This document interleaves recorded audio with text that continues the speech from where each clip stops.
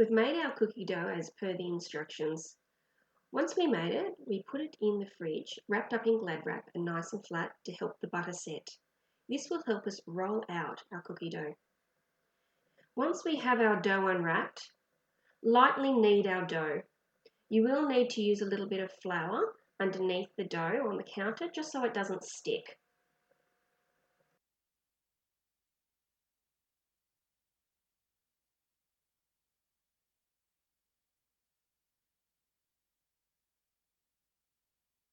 Once your dough is kneaded, press it down and start to roll it out, making sure that you turn it as you go so it doesn't stick to the counter. If you think it is going to stick, add a little bit more flour underneath it and turn it again and keep rolling. If it sticks to the rolling pin, add a little bit of flour to the top of your dough and then keep rolling. Roll your dough out until it's 3 to 4 millimeters thick. Now start cutting out your cookies. The method is the same no matter what the shape.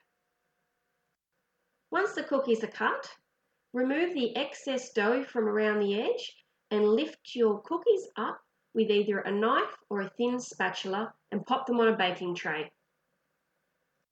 If your cookies stuck to the counter, re-knead your dough and roll it out, making sure you've got plenty of flour underneath it.